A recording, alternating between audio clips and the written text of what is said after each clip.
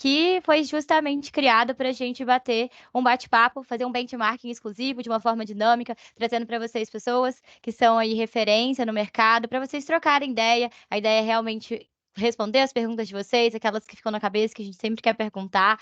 Então, a ideia aqui que eu tô só realmente como a facilitadora do bate-papo de vocês hoje com o Dani, nosso convidado. Então, já já vamos começar a fazer nossas devidas apresentações. Fiquem super à vontade para mandar aqui no chat. Então, de onde vocês falam, de que empresas vocês trabalham. A ideia é que a gente interaja bastante no chat aqui, que vocês mandem todas as perguntas que vocês têm em relação a esse tema.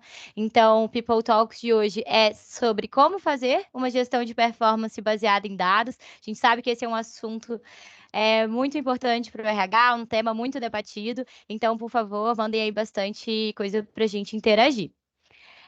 Vou dar início aqui ao nosso bate-papo. Como eu falei, por que a gente escolheu esse tema para hoje, né? Nossa terceira edição, a gente já falou sobre alguns outros assuntos do RH e hoje escolhemos falar sobre gestão de performance.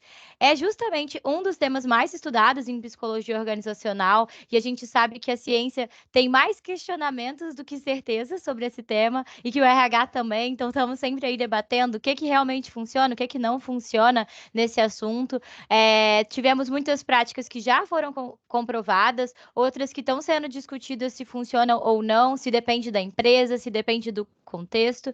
E afinal, o bom é a gente entender de fato quais são esses pilares dentro do ciclo Change, o que funciona para a minha organização, o que não. E a gente está aqui com o Dani, da Reclame Aqui, né, Daniel Fonseca, nosso convidado, para contar o que funciona para ele sobre gestão de performance, como ele vê esse assunto também. Então, vou me apresentar e deixar ele se apresentar aqui também. Meu nome é Luísa, para quem não me conhece ainda, eu sou especialista aqui do time da Mindsight, e hoje estou aqui para conversar com vocês sobre esse assunto, mas sempre sobre muitos temas relacionados ao RH. Sou uma mulher branca, de cabelos castanhos, estou com atrás um fundo, uma parede branca e usando fones. E agora convidar aí, Daniel, por favor, se apresente, conte um pouco para a gente de você também. E aí, pessoal, bom dia, Luísa, prazer estar aqui com vocês. Bom, eu sou o Daniel, hoje eu trabalho aqui como gerente na área de gente e cultura do Reclame Aqui. Hoje eu sou responsável pelo todo o time de gente, exceto os assuntos de endomarketing e cultura. E fazendo a minha autodescrição, eu sou um homem branco, tenho cabelo curto, escuro. Hoje estou com barba e estou com uma camiseta preta. Tá? Então, prazer estar discutindo esse tema, um tema super importante, né, para a área de gente. Um dos nossos grandes objetivos é sempre otimizar, aumentar a performance, e aqui sempre saem, né, boas discussões. Né? Então, vamos lá. Boa, Dani. Seja muito bem-vindo a esse bate-papo. Então, como eu já reforcei para vocês, a ideia é que seja interativo. Usem bastante o chat para mandar perguntas aqui para o Dani, que eu vou facilitar todo esse processo para vocês. E para a gente começar a imergir nesse cenário, vou fazer uma breve apresentação sobre algumas discussões que a gente tem em relação à performance, para a gente aquecer aqui e começar o nosso bate-papo. Então, vou compartilhar minha tela. Caso tenha algum problema aí, Dani, você me avisa se não estiver vendo também, tá bom? Então, bora lá. Está projetando certinho. Tá projetando? Boa. Tá indo para o modo apresentação. Foi. Beleza. Então, como eu falei para vocês, a ideia de hoje é tentar responder um pouco dessa pergunta, né? Como fazer uma gestão de performance baseada em dados? Quais são as melhores práticas relacionadas à gestão de performance? Eu gosto muito dessa imagem, ela é uma imagem até de um artigo que ele traz sobre quais são essas fases do ciclo de performance, e eu gosto de usar ela porque ela traz um pouco de que gestão de performance muitas vezes está ali diretamente correlacionada com avaliação de desempenho, né, com um processo específico, mas ela é muito mais que isso. O ciclo de gestão de performance, toda a gestão de performance como um processo maior, ela está envolvendo todo o planejamento de desenvolvimento dos colaboradores, ela está envolvendo as metas da empresa, como você vai levar para elas, ela está envolvendo como você vai ter que fazer treinamentos e feedbacks para desenvolver os colaboradores no dia a dia, e ela também envolve a avaliação em si, né? A avaliação formal faz parte, muitas vezes, dos processos de gestão de desempenho das empresas, mas que também não para por aí, né? A gestão de performance também engloba todo o processo de recompensas, de devolutiva, de carreira, sucessão e toda decisão que a gente toma com base na performance dos colaboradores. Então, quando a gente fala sobre esse assunto, a gente não está falando apenas de avaliação de desempenho, a gente também está pincelando um pouco sobre todas essas outras fases, sobre como que a gente junta essas fases e faz uma gestão mais completa. E aí, o que eu quis trazer aqui hoje para vocês é uma pesquisa que trouxe justamente essa pergunta: quais são as práticas que têm mais impacto na performance dos colaboradores? Quais são as práticas de gestão de desempenho que eu posso ter dentro da minha empresa que mais vão, de fato, impulsionar a performance dos colaboradores da minha empresa? Então, essa foi uma pesquisa feita em 2018. Eu trouxe um breve resumo aqui, depois a gente pode compartilhar a fonte com vocês também. Lembrando que todo esse material vai ficar disponível e a gravação para vocês acessarem depois. Então, quais são essas práticas, né? Como que foi classificado? Essa pesquisa, ela separou as práticas justamente em porcentagem de impacto. Então, dentro de todas as práticas que o RH tem, quais as que mais impactam a empresa? Então, a gente começando pelas mais importantes, as ações que têm uma alta efetividade dentro da empresa, que tem mais de 25% de impacto na performance dos colaboradores, a gente entra aqui com o feedback informal, muitas vezes chamada de feedback contínuo também, foi identificado como uma das práticas que mais impulsiona a performance dos colaboradores quando é feito de forma justa e precisa, que é feito naquele momento que dá um feedback direto sobre o que está acontecendo, aquela apresentação que acabou de acontecer, aquela entrega daquele projeto. Então, o feedback informal acontecendo de uma fonte confiável é uma das ações que tem grande efetividade. O entendimento das expectativas de performance pelos quais eles vão responder depois. Então, aqui, muitas vezes também com o nome de gestão de metas, de métodos colaboradores, de gerenciamento ali dos objetivos da empresa e como cada colaborador trabalha, é uma ação que, se a empresa tem algum plano relacionado a isso, também tem bastante impacto. Outro ponto aqui é de líderes que enfatizam as forças na avaliação de performance. Então, uma avaliação que não é focada apenas nos pontos de desenvolvimento, né, o que aquele colaborador precisa desenvolver. A comunicação interna efetiva também aí é um ponto que muitas vezes a gente costuma dizer que toda empresa tem um problema de comunicação interna. Então, quando você tem uma comunicação interna efetiva, de fato, você tem uma grande responsabilidade de impacto na organização. E por último aqui, uma prática que tem uma alta efetividade na performance é a atribuição de tarefas que são potencializadas pela força de cada colaborador. Então, uma personalização de escopo, uma gestão de cargos diferenciada, pensando em cada colaborador e não padrão, entre aqui várias possibilidades que a gente tem para atribuir as tarefas. E bom, agora passando por aquelas que não são as mais de alta efetividade, mas que têm uma efetividade moderada, que impactam aí entre 25% e 10% do impacto na performance. E a gente tem aqui comunicação clara de expectativas, então tá um pouco diferente do que a gente falou ali de alinhamento de expectativas, mas é comunicar, falar sobre a expectativa que você tem daquela pessoa. Líderes que traduzem os objetivos de longo prazo em um passo a passo, então que facilitam esse processo de identificar e traçar com o colaborador. Líderes que ajudam os funcionários a resolver esses problemas que eles têm no dia a dia e acessar os recursos dentro da organização, que são uma ponte dentro da empresa. O desenvolvimento por meio de experiências esticadas. Então, essa palavra eu acho ela até muito legal, que a gente fala tanto sobre dar desafios para as pessoas, sobre desenvolver ela nos desafios dela, sobre como que eu tomo essa decisão, como que eu proporciono uma experiência esticada dentro da empresa para que a pessoa se sinta desafiada. Qual é o limite para isso? Então, essas empresas que trabalham nesse ponto também têm uma efetividade moderada.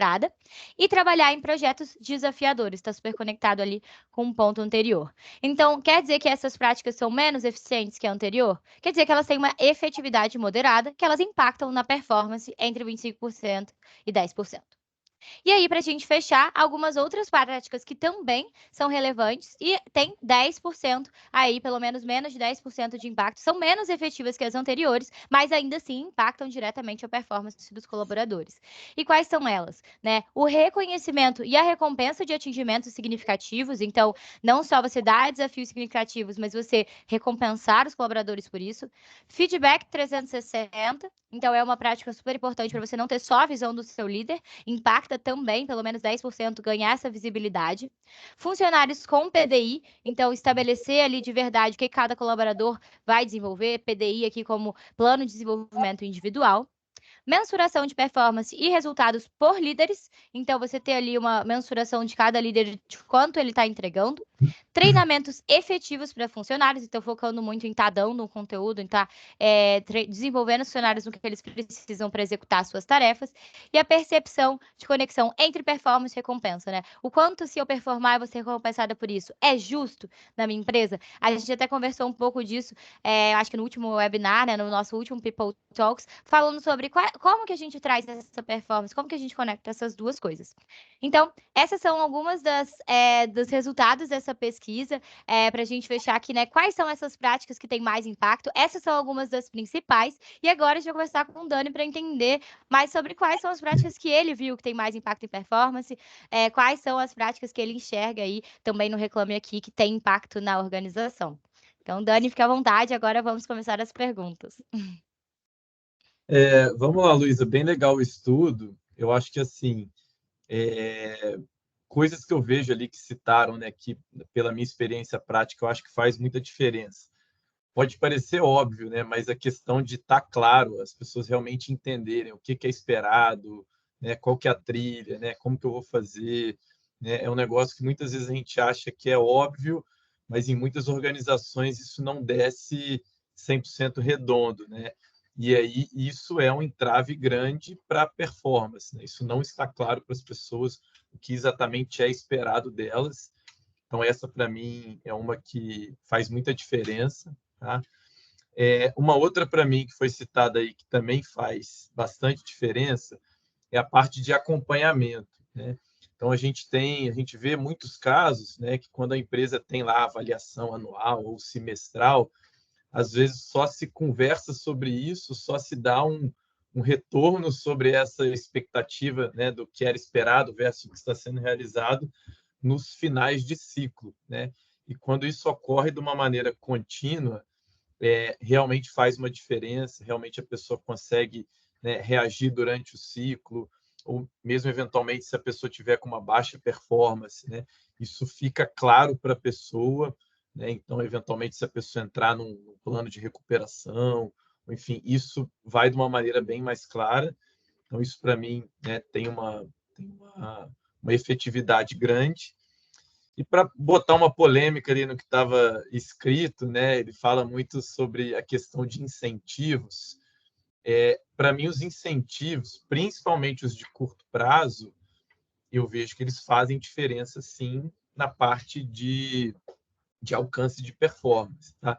Então, a parte de incentivos de curto prazo acaba que muitas vezes ele é muito difícil de se fazer para todas as áreas ou todos os tipos de cargo, mas aquelas áreas que a gente consegue ter uma ferição de performance de curto prazo, individual, que o resultado ele é muito claro, e aí a gente fala muito de áreas aí né, áreas de vendas, áreas de operação, às vezes a gente consegue ter isso, você ter uma parcela da remuneração de curto prazo linkada com performance também é um negócio que, pela minha experiência, ele dá certo quando ele está bem encaixado, né? Então, assim, diga-me por que irá me medir, que é o que a pessoa vai se fazer. Então, se você fizer um drive errado também com as pessoas, pode se virar contra você. Então, tem que ter muito cuidado, né, com as regras, o que você quer ou não quer incentivar, mas quando é bem feito e bem encaixado, eu acho que tem uma boa efetividade.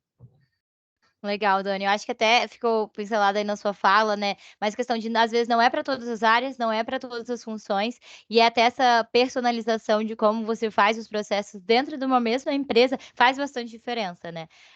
Acho que até se você quiser comentar um pouco isso, vocês têm diferenças entre os processos para dentro da mesma empresa, dentro do Reclame Aqui ou nas empresas que você teve? Sim, a gente tem, e hoje em dia a gente sabe que a área de gente, né, ela tem que trabalhar com algum nível de customização, né? Mesmo, não precisa necessariamente você começar a pensar em customização, porque a dinâmica das áreas, das pessoas, dos perfis, né, elas são bem diferentes, né? Então, aqui a gente também age dessa maneira, né? E a gente acredita muito, né, numa gestão de performance que junta o quant com o quali, né? Então, a gente acha que mesmo nas áreas que se tem uma aferição de performance mais clara, o qualitativo também é importante. e que a gente também acha importante que mesmo as áreas que é mais difícil, né, se mensurar, se pensar em métricas, vale a pena o esforço para balancear com as métricas qualitativas, né? Então, aqui, basicamente, a gente tem, se a gente pensar em times de vendas e operações, a gente tem os indicadores em nível individual bem claros, né, o acompanhamento de metas, esse desdobramento. E aí é muito legal que, como a gente tem geralmente muitas pessoas numa função similar, né, a questão da comparabilidade, né, da distribuição disso ajuda muito a gente balizar, né, o que é uma alta performance, o que é uma boa performance, o que é uma performance abaixo. A gente tem aqui os times, né, por ser uma empresa de tecnologia, então tem bastante times aqui, né, de engenharia, de produto, de design. Então são os times que sustentam as nossas soluções e que melhoram, criam novas soluções. Para esses times, a gente conseguiu avançar bem aí no último ano, passando a ter mais métricas. Então, a gente tem, dentro da nossa ferramenta que a gente gerencia as sprints, a gente tem lá um modelo que foi evoluindo de pontuação, de tipo de tarefa, o que é uma tarefa de melhoria, o que é uma tarefa de sustentação, o que é um bug. Então, a gente, né, de alguma maneira, consegue acompanhar tanto uma performance coletiva, quando a gente fala em squad, quanto uma performance em nível individual, né, também compondo ali indicadores quantitativos, né, para a gente analisar. E a gente tem as áreas de apoio, áreas de back-office, nos quais alguns processos operacionais mais claros, para a gente ter mais métricas, outros é mais difícil, então a gente vai mais por projetos, por entregáveis, né?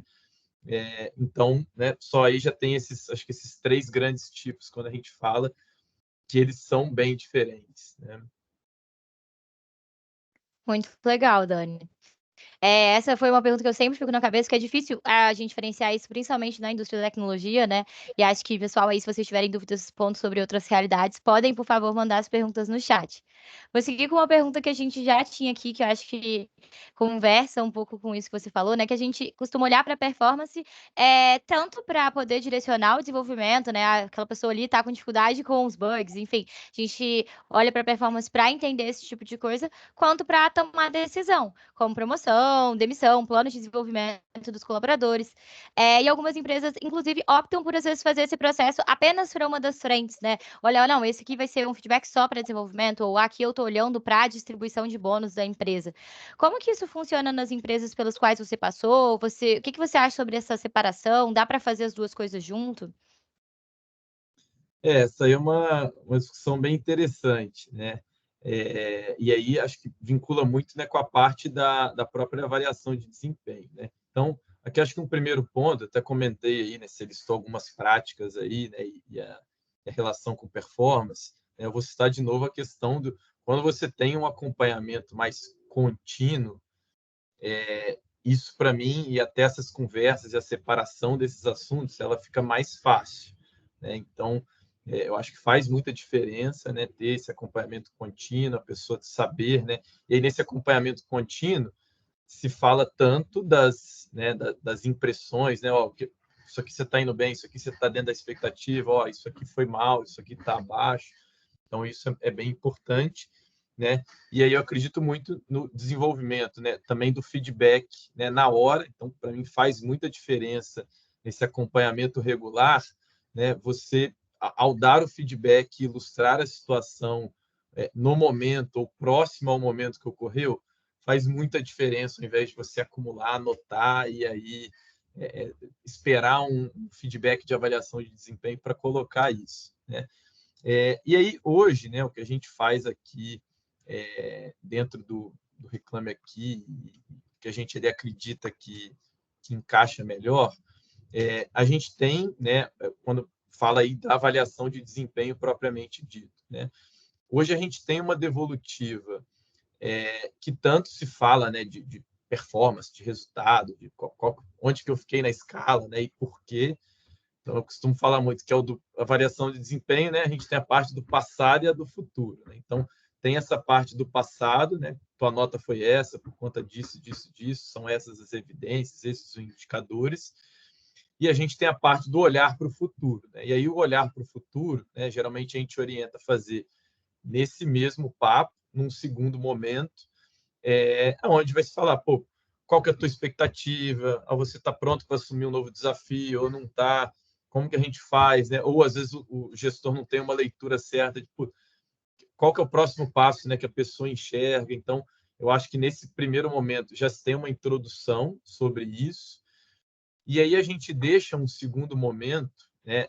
Hoje ele é aberto, a gente treina os líderes, a gente tem ferramenta, mas ele não é obrigatório, que é o do PDI, né? Então, uma vez que tem essa conversa, a própria pessoa vai refletir, né? Existe toda uma parte de você, né, digerir o feedback, processá-lo, né, para depois você pensar em outras coisas. E aí a parte do PDI, né, a gente não deixa ele mandatório, porque para a gente o PDI tem uma premissa básica que a pessoa precisa querer. Não adianta a empresa querer, o líder querer. Se a pessoa não genuinamente quiser fazer, não adianta, né? Vai forçar, vai perder tempo, vai escrever um negócio que não vai acompanhar. Então a gente tem essa possibilidade da ferramenta, da treinamento, mas hoje depende da pessoa querer fazer e aí né, o líder vai ajudar a pessoa ali a de fato montar, tá? Eu acho que não dá certo a questão de já vi alguns formatos que você tenta eu vou falar primeiro só de desenvolvimento e vou guardar a parte, né, da nota, da avaliação para depois. Não tem jeito. A gente, como ser humano, você está lá ouvindo, você...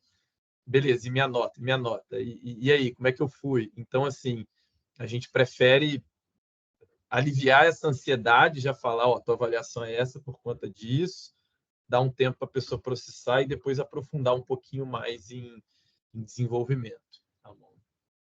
E aí, Luiz, acho que Legal. o último ponto, Pode falar. aqui eu fiz uma conexão com o desenvolvimento, né?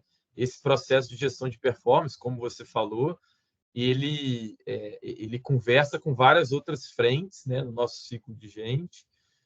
Por isso que eu gosto muito de olhar a área de gente como, de fato, um ciclo e menos cada área sessionar. Não, isso aqui, olha, só treinamento. Então, eu acho que a gente olhar a área de gente como ciclo facilita a gente a fazer a conexão entre os grandes temas. Legal. Temos 2 perguntas aqui no chat, vou fazer a primeira do Caio, Bruno, que eu acho que está muito relacionado com o que você falou agora, né. Se você enxerga que, além da devolutiva ali sobre o passado e olhando sobre o que a pessoa vai desenvolver para o futuro, se os reconhecimentos são a devolutiva sobre os reconhecimentos, né, de uma promoção, de um aumento, são feitos nesse mesmo momento ou no momento separado? E acho que para a gente entender, né, isso é comunicado nessa hora, eu guardo para depois, como é? Vamos lá. Essa parte, primeiro que, né, reconhecimento não é só o dinheiro, não é só promoção. E aí acho que vale uma provocação para, né, maneiras de se fazer reconhecimento de forma contínua, como a gente fala dos feedbacks e acompanhamentos, né? Então, às vezes são coisas simples, né, de um reconhecimento de uma reunião, de às vezes uma pessoa que está indo bem, você dá um destaque, deixar ela participar de uma reunião mais estratégica, né? Então, eu acho que de desenvolvimento, né? Às vezes, pô, uma pessoa que está indo bem, você, né, pagar um desenvolvimento que a pessoa, né, um curso ou algo nesse tipo. Então, acho que a gente tem que pensar em recompensa, não só no que tange a dinheiro, aumento, né? E aí, segundo, claro, né, a parte de gestão de performance ela é altamente vinculada com essa, né, parte de evolução e méritos e promoções. Hoje aqui, né, existe o desenho e o mundo perfeito e existe a vida como ela é, né? Nosso processo ele é desenhado para assim, né, que a gente tem essa calibração, as devolutivas, né? A gente tem um comitê de gente no qual os líderes fazem os pleitos, né, e a gente discute e aí já, né, aqueles que são autorizados ali, a gente faz na sequência junto ou próximo a esse momento de devolutiva do feedback. Na prática, né, a gente tenta direcionar, calma que a maioria dos casos eles seguem esse fluxo, mas não são todos os casos, né? Então, por exemplo, a gente, citando um exemplo nosso mesmo aqui desse ano do Reclame Aqui, a gente está em processo de avaliação, a gente está na etapa das calibrações, para em breve ter as devolutivas, mas tinha algumas pessoas que a gente identificou talvez um risco ali de saída, que são talentos, a gente sabia que foram assediadas ali pelo mercado e a gente, mesmo sem ter a nota formal, a gente antecipou o reconhecimento de algumas pessoas. Então, assim, né, são coisas que ocorrem e que, pô, eu não vou esperar porque o meu processo né, só tem essa janela. Né? Então, a gente tenta olhar para, de fato, ter o melhor resultado. Né? Então, existem exceções, a gente trata, né? A gente tem um comitê mensal com a diretoria da empresa, no qual a gente trata, dentre outros assuntos, também essas exceções. Legal. Acho que já fazendo uma conexão, você respondeu um pouco a pergunta da Vitória aqui sobre se vocês têm, né, esse comitê de calibração. Entendi que sim, existe aí um fórum de gente. E ela perguntou se vocês usam o Ninebox, mas acho que se eu puder comentar até um pouco além, né? O que vocês prezam por ter ali disponível nesse fórum? O que vocês acham importante de levar para essa discussão? Como que é esse momento? Legal. Essa parte, né, a gente sim usa o Ninebox. Hoje a gente tem dois grandes eixos na nossa avaliação. Então, ele é a parte, né, de fato de resultados, né? Ou seja, quais eram os projetos, entregáveis, atividades, metas, OKRs, aí, a depender, né, do encaixe ali de ferramenta ou framework que eram esperados dessa pessoa. E um outro eixo que está muito a ver com cultura, comportamento, né, que é o que a gente fala aqui. Resultado é o que você entregou, né? E a parte comportamental é como você entrega. E aí essa parte a gente tem também, né, as competências que a gente entende. E aí a gente, né, hoje olha esses dois eixos. Como esse processo é novo, né, aqui dentro do Reclame Aqui, né, estamos indo para o segundo ano que a gente está, que a gente montou isso, a gente ainda entende que tem uma terceiro grande pilar que a gente gostaria de evoluir, que é a parte de competências técnicas, né, hard skills, que aí são competências que você precisa ter mapeado cargo a cargo, né, um pouco mais detalhado. Então a gente acaba aferindo isso de maneira indireta em resultado, mas para mim são coisas diferentes. Você pode ter uma pessoa super qualificada tecnicamente que por algum motivo não consegue entregar resultado, ou o contrário, né? Uma pessoa que supostamente é mais rasa tecnicamente, mas dribla isso com esforço, correndo atrás, né? E fazendo acontecer e tem bons resultados. Né? Então, hoje a nossa avaliação funciona dessa forma.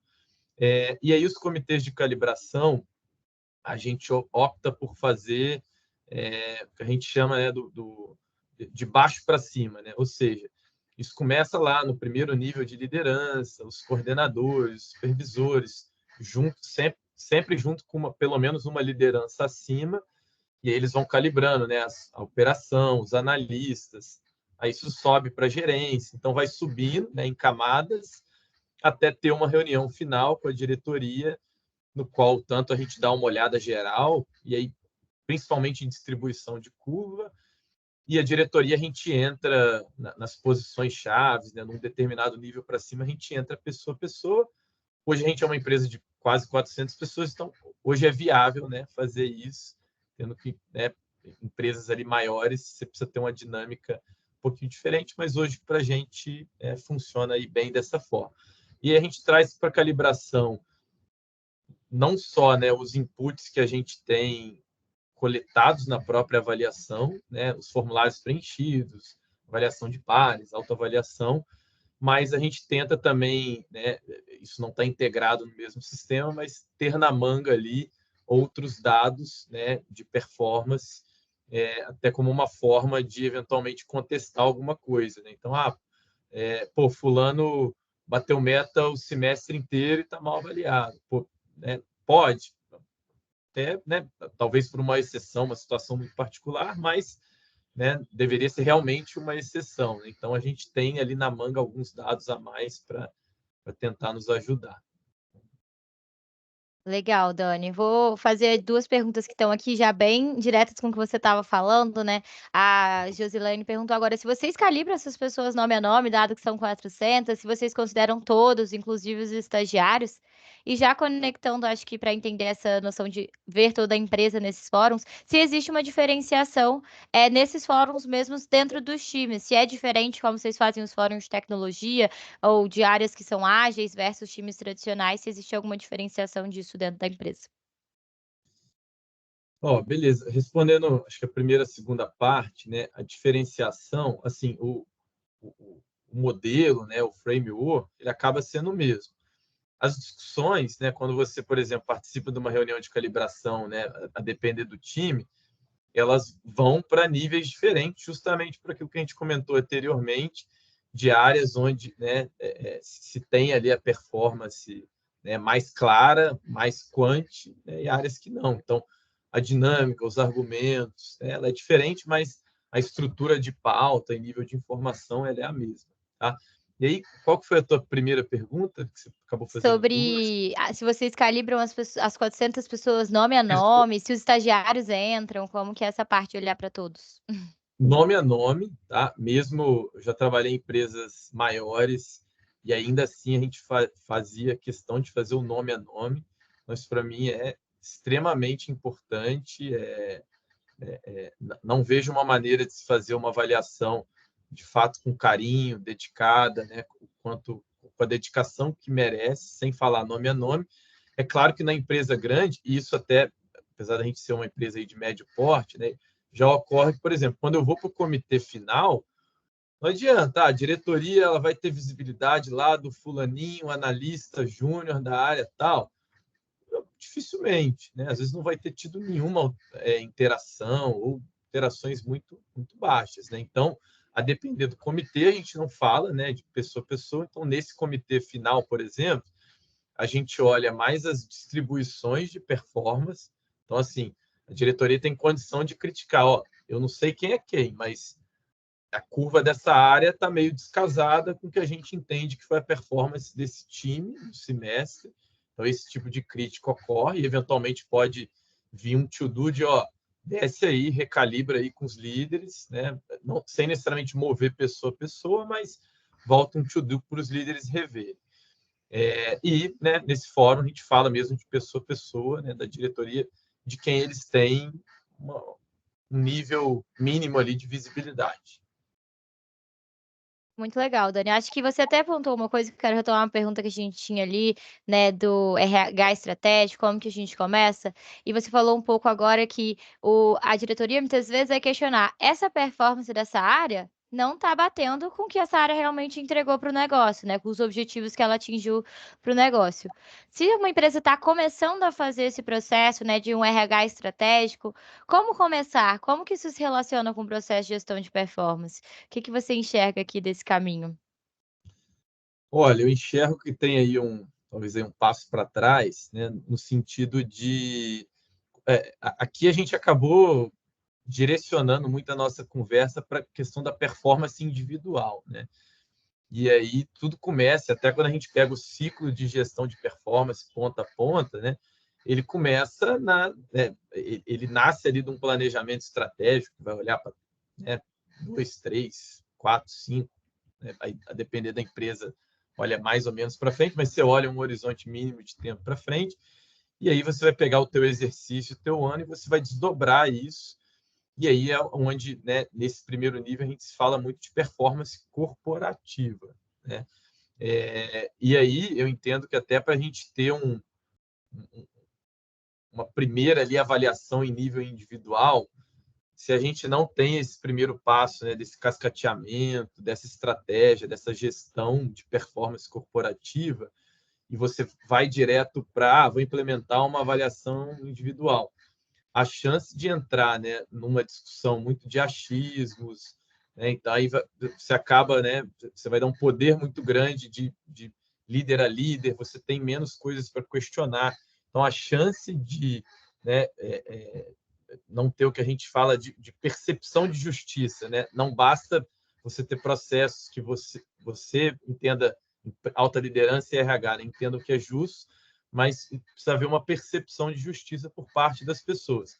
A chance de você ter uma baixa percepção de justiça caminhando por um modelo de ter uma avaliação de desempenho sem ter esse trabalho corporativo anterior, né, na minha visão, ela é bem alta. Né? Então, eu começaria por aí para depois tentar ir num negócio mais de performance. Ou, se for fazer um individual direto, talvez fazer um bem focado em desenvolvimento, menos em nota, em performance, mais focado em ó, eu acho que você precisa desenvolver isso, isso, isso, e não falar tanto em aferição exata ali de performance.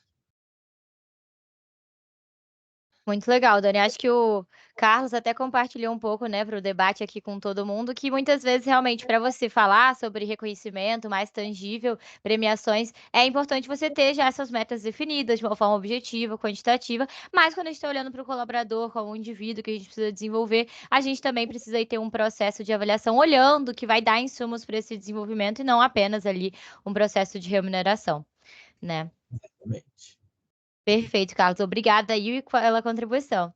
E aí, acho que aproveitando só para juntar, a gente teve algumas perguntas mais pontuais relacionadas a isso.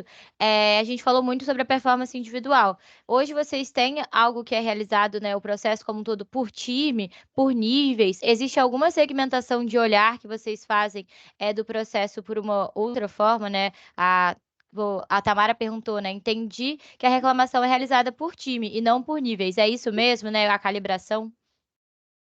Isso, na verdade, é pelos dois, né? Por nível, por time. Então, a gente pega os times e tanto vai subindo, né, o nível e olhando ali em cada time. Isso conforme vai subindo, né, e você vai tendo líderes que olham mais frentes, mais de uma área, e aí são a hora que as áreas vão meio que juntando para aquele mesmo líder calibrar, né, aqueles times que estão abaixo daquela liderança, até chegar nessa final que se olha a empresa inteira, né? Então, é por time e por nível. E aí, da parte assim, de performance corporativa, né, o que a gente usa, como que a gente faz, a gente tem. É, a gente pega, né, do planejamento estratégico que a gente tem, né, e aí vai iniciar um ciclo, a gente usa tanto, né, OKRs, indicadores e projetos e iniciativas, né? Então, são 3 ferramentas, são diferentes, né? Então, a gente começa no nível estratégico. A gente já tem os indicadores mais estratégicos, né, que a gente acompanha, pode mudar de um ciclo para outro, mas né, eles tendem ali a ser indicadores em nível, né, em nível alto de financeiro, nível alto corporativo. A gente define os OKRs estratégicos, no quais a gente define, né, eles ao longo do ano, com um ponto, né, para um ano, com um ponto de revisão, de ajuste no meio do ano. E aí, esses OKRs, a gente tem um nível de desdobramento, que a gente tem até uma mudança que a gente está fazendo do ano passado para esse ano. A gente está focando num desdobramento mais por objetivo e por QR, né, por cada meta, do que por time. Então, ao trabalhar isso por time, a gente ainda tinha uma tendência dos times trabalharem cilados, de eu olhar o que é melhor para a minha área, ao invés do que é melhor para a empresa.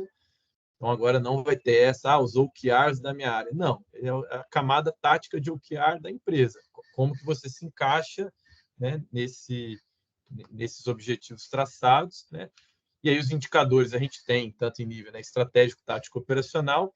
Um comentário importante de OKR, a gente não desce em nível individual, nem em nível operacional. Então, o OKR, né, tem uma letrinha ali que é o K, que é o Key, né? O que o Key fala para a gente? Que é o 80-20, né? Que são os principais objetivos ou principais metas. Então, é para forçar a escolher mesmo. Se você colocar, né, tudo do nível estratégico, tático, operacional no OKR, aí você tira o Key ali do OKR, porque não, você vai olhar tudo. Né? Nos indicadores, sim, a gente tenta, de fato, cobrir tudo. E os projetos e iniciativas, a gente tem, né, o que é acompanhado em nível estratégico, o que é acompanhado mais em nível tático operacional. Dito isso, até aí eu estou falando só de time, né? A gente encaixa, né, os entregáveis das pessoas, e aí, de acordo com a camada que a pessoa está, né? Por exemplo, estou na camada operacional. O que vão ser os meus entregáveis? Vão ser indicadores operacionais ou projetos, iniciativas operacionais. Eu sou um gerente, eu sou um diretor. O que vão ser minhas metas? Vai ser o projeto estratégico que eu tenho interface, ou aquele OKR que às vezes não é só eu responsável, mas que eu tenho uma grande capacidade de influir no resultado. Então, a gente junta, né, a hora que a gente, vamos dizer, encartera ali as ferramentas que a gente usa do corporativo para o nível individual. Muito legal, Dani. Acho que ficou super detalhado, deu para fazer um bom bench nessa parte de metas, bem legal. E aí agora acho que tem algumas perguntas aqui sobre tempo, né, que o RH, que os gestores gastam nesse processo, e eu queria até conectar com a outra pergunta sobre o número de ciclos. Hoje, olhando para sua empresa, né, e com 400 colaboradores, quantos ciclos vocês fazem, né? Como que vocês olham para a quantidade de tempo investido nesse processo? Tá ligado com o mesmo ciclo de metas que vocês têm? Como que é isso? Hoje a gente faz o ciclo semestral, e aí ele casa muito com o nosso desdobramento de OKR tático. Ano passado a gente estava fazendo trimestral, esse ano a gente vai fazer semestral. Então ele vai estar exatamente casado com o ciclo.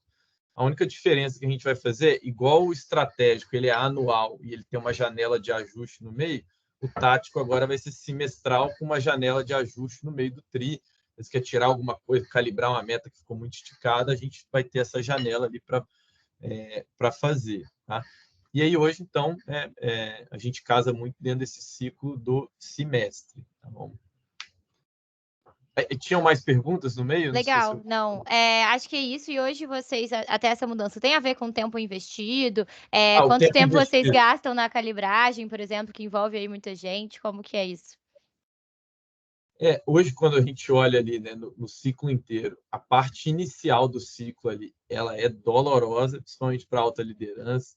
São discussões e mais discussões, e até no ponto que a gente falou lá no início, né? Estressar essas discussões são importantes, porque quando isso desce para os times, precisa descer com os trade-offs claros, né? Quando os trade-offs não estão claros, isso desce para a camada e um entende do jeito, um corre para a direita, um corre para a esquerda, e aí não é legal. Então, essa parte inicial do ciclo, ela dá bastante trabalho, né? Aí, uma vez que tem isso alinhado, e aí dessa performance corporativa, a gente, né, encarteirou os entregáveis do semestre, a gente tem um momento que é mais acompanhar, e aí tanto, né, a gente tem ferramenta para acompanhar e orienta que os líderes façam pelo menos uma one-on-one com as pessoas por mês. Isso a gente acompanha, vê evolução, vê quem faz, vê quem não faz. E aí, quando vem de fato a parte do ciclo, né, de preenchimento de formulário e de calibração, também é um negócio que investe muito tempo da gente, como área de gente, e dos líderes também, né? Os líderes reclamam: mas pô, calibração, eu tenho tudo aqui que eu preciso para entregar e mais isso, né? E aí a gente entende que a escolha de ser líder, né? Você, ao escolher ser líder, você escolheu se dedicar a um grupo, você escolheu, né, se preocupar de maneira genuína com a sua equipe, né? Você escolheu, né, a gente brinca, né, comer por último, né? Então você, cara, se vira, né, encaixa isso, né, dá uma apertada, mas ao escolher ser líder, né, muitas vezes as pessoas pensam só na parte boa, né? Eu vou ter responsabilidade, eu vou ter poderes, eu vou ter atualmente um pacote maior, mas isso vem com bastante responsabilidades, e quem escolhe dessa linha tem que estar ciente que, né, tem que gostar e tem que dedicar tempo para essa parte. Sim, acho que isso é super relevante, Dani, porque até a pergunta que a gente fez sobre o RH estratégico, o RH estratégico começa quando os outros gestores e a liderança entendem que o RH é estratégico, né? Entendem que essa dedicação, ela vai levar ao esforço, ela vai exigir esforço de todos, mas é porque vai aumentar a performance da empresa, é porque vai gerar os resultados, vai assim atingir as metas, né? É difícil a gente fazer isso sem ter um esforço dedicado a gerir as pessoas dessa forma. Com certeza, com certeza. Boa. E aí, agora acho que você falou um pouco sobre, na sua fala, sobre a percepção de justiça. Eu queria até pegar esse gancho, porque existem muitas discussões sobre isso, né? Uma preocupação constante quando a gente está falando sobre a gestão de desempenho, de ser um processo justo, das pessoas enxergarem justiça nesse processo. Existem várias práticas, desde ranqueamento, curva forçada, até o próprio Nanny Box, várias outras ferramentas que a gente usa, que a organização tenta para trazer essa relativização do desempenho entre as pessoas, para de fato entender ali quem está performando, quem não está. Você tem alguma boa prática para compartilhar de como isso pode trazer mais compreensão de justiça para as pessoas? Como que vocês abordam esse tema? Como que você já viu aí que dá certo? Legal, né? Acho que aqui tem alguns ganchos, né? Primeiro tem a famosa curva forçada. Eu particularmente não gosto da curva forçada, eu gosto de uma curva orientativa, ou seja, né? Se aquele time performou bem, olha, tem que estar mais ou menos isso aqui. O time performou acima, beleza, pode estar deslocado para cá. O time performou abaixo. Então, eu gosto muito da curva encaixada, mas eu não gosto do modelo de curva forçada. Então, assim, já presenciei situações, ou enfim, recebi feedbacks de tipo, Luísa, a tua nota, né, a tua avaliação foi tal porque tinha que cair alguém na curva, né? Pô, imagina você receber esse nível de feedback, que horrível, né? Qual que vai ser a minha percepção de justiça ao saber que eu caí, porque eu te acho bom, mas se caiu para mais ou menos aqui, porque tinha que cair alguém e eu te escolhi. Então, eu não gosto, eu noto que também já houve um uso maior nas empresas, hoje eu noto que esse uso vem reduzindo. E aí, para mim, eu acho que assim, né, vou bater de novo na tecla do ao não se gerir performance apenas, né, no início ou no final do ciclo, às vezes só no final, de novo, a gestão constante de performance calibra muito a expectativa, então isso é muito legal e eu acho que ajuda bastante.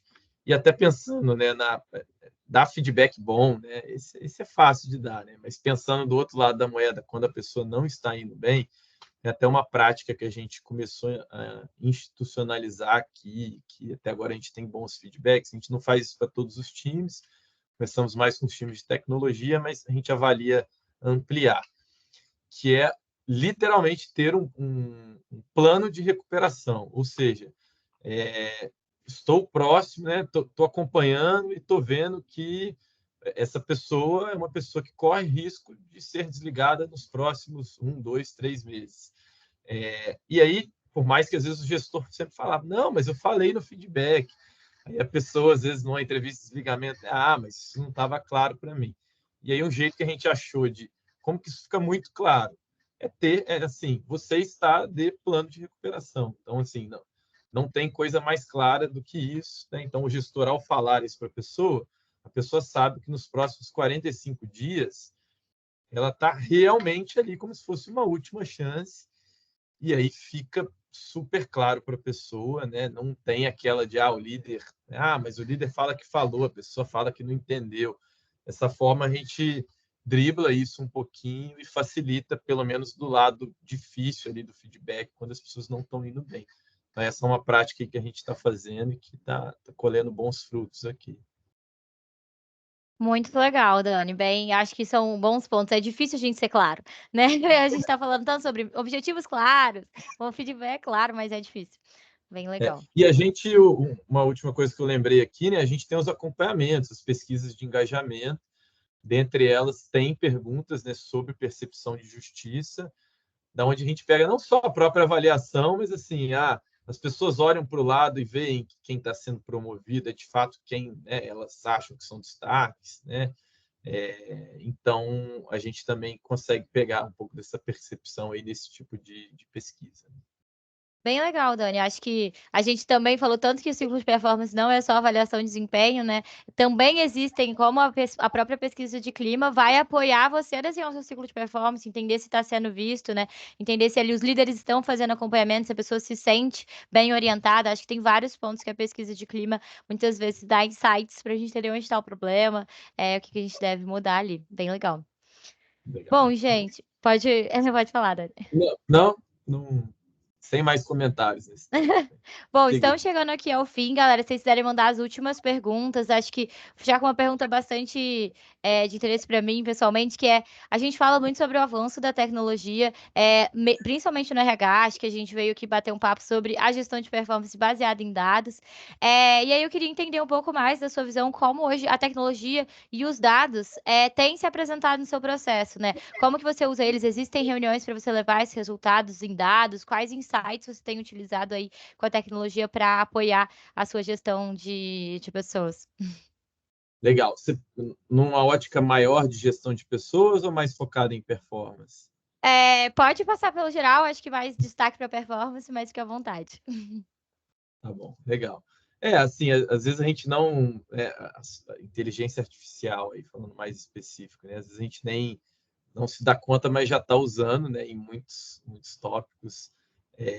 Então, por exemplo, né, quando você tem lá um sistema de recrutamento e seleção que já te ajuda em algum tipo de ranqueamento ou triagem, você está usando inteligência artificial.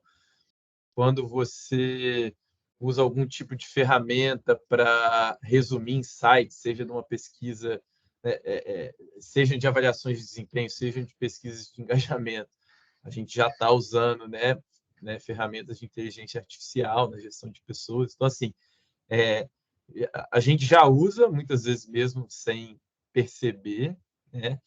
É, e aí eu vejo assim, né, até a própria AI generativa aí, ela abriu um leque assim de coisas também, de novas possibilidades que são bem grandes, né? Tem coisas que eu vejo que estão mais na mão, coisas que eu vejo que são mais, né, talvez eles vão evoluir mais para frente. Então, por exemplo, ajudar em plano de desenvolvimento.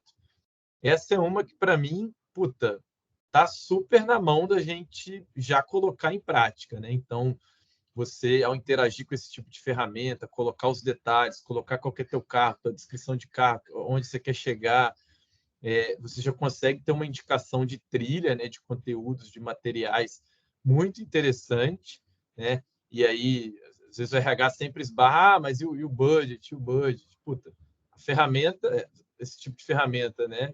Hoje tem vários módulos que são abertos, e a parte de estudo e conhecimento, né, tem muita coisa, né, boa, né, aberta.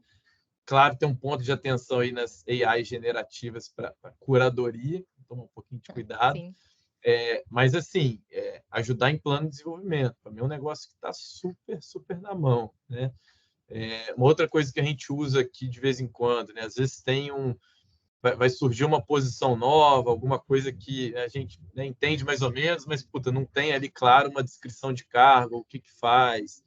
Então, pô, você usa, né, esse tipo de ferramenta, já traz para a gente ali um brief, ele pega as descrições de cargo similar e aí traz um resumo, traz principais pontos. Então, são tudo coisas que, assim, estão mais na mão ali da gente fazer, né? O que são coisas aí que, né, vamos ter que dar tempo ao tempo, mas coisas que eu acredito que vão ser mais difíceis ou, né, talvez mais complicadas aí de emplacar. Por exemplo, recrutamento e seleção, né? Hoje em dia já tem aí uns robôs aí, né, que fazem entrevista, que, né, já pontuam, né, já faz como se fosse ali uma avaliação por competência. Eu acho que, né, esse tipo de tecnologia vai ajudar muito o processo seletivo na primeira metade do processo, né? Na segunda metade, eu ainda acho que é sempre ser humano escolhendo ser humano, com nossos vieses ali, claro, trabalhando para conhecer, para mitigar, mas assim, não tem jeito, ainda vai ser humano avaliando ser humano, escolhendo ser humano. Então, eu acho difícil ser um negócio ponta a ponta, né? Assim como, por exemplo, né, quando a gente fala aí de reconhecimento com performance, né? A gente tem ali algumas ferramentas que podem ajudar, né? Acredito muito, a fazer uma lista prévia, né? Uma lista de elegibilidade, mas a gente não vai entregar o processo e a AI vai cuspir lá quem tem que ter promoção, quem tem que ter mérito, e é isso, Ctrl+C, Ctrl+V. Então, assim, acho que tem processos que ele vai ajudar a otimizar, mas eu acho difícil eliminar, porque, né, a gente não pode esquecer, a gente tem que aumentar o uso de tecnologia e dados, mas a gente é área de gente, né? Então não dá para esquecer aí, né, que isso é super importante e isso, né, torna difícil de eliminar totalmente em determinados tópicos. Boa. Bom, tem 5 minutinhos aqui, gente. Vi que vocês mandaram algumas perguntas para a gente fechar. Então, aí, Dani, vou fazer algumas aqui para você responder, mas caso pode escolher. E aí a gente deixa. Tenho certeza que o Dani vai estar à disposição. A gente vai mandar todas as perguntas que ficaram. Vocês também podem enviar para a gente para Mindsight, que a gente repassa para o Dani e retorna para vocês tudo por e-mail, junto com a gravação. Então, a gente teve aqui uma pergunta do Carlos sobre quais são sistemas, ferramentas de empresas diferentes, quantos você usa dentro do RH hoje. E se você tem alguma dica prática para fazer as pessoas manterem aí o feedback contínuo no dia a dia e não deixarem passar. Acho que São 2 perguntas importantes aqui. Tá, primeiro, acho que de ferramenta e sistema, né? A minha visão hoje é que você tem determinadas empresas muito boas, muito focadas em determinados sistemas nichados para uma parte do ciclo de gente.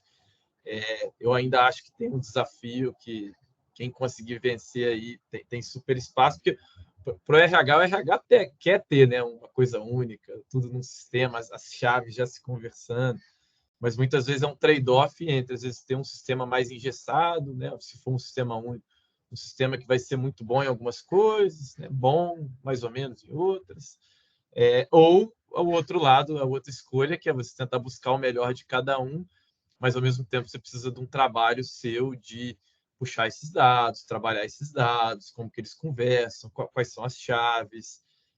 Então, isso te dá mais trabalho para gerenciar quanto a dados, banco de dados, e garantir que os dados estão bem estruturados, que é a premissa prévia aí para, né, um monte de coisa que a gente falou. Então, na parte de ferramentas, eu vejo isso. Hoje, a gente aqui opta por ter um número mais pulverizado de fornecedores e trabalhar à parte. Quando precisa juntar dados de 2 sistemas, a gente puxa e faz isso, né, apartado. E aí, qual que foi a outra pergunta? Perdão, Luiz? A outra pergunta é se você tem alguma dica para feedback continuar assim na prática, se você daria algo que você usou para trabalhar isso com os líderes dentro da empresa, para eles manterem o feedback contínuo no dia a dia com as suas equipes. Legal.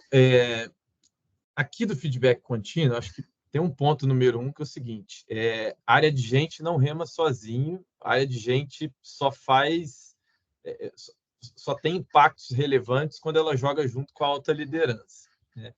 Então, uma vez que você tem essa aliança bem feita e que existe um consenso, um combinado claro entre o time de gente e a alta liderança, que isso é importante e que isso vai ser incentivado, as coisas facilitam muito, né? Então, que aí você desce a diretriz, né? Se você tiver algum sistema, alguma coisa para ferir quem está fazendo, quem não está fazendo, né? É importante.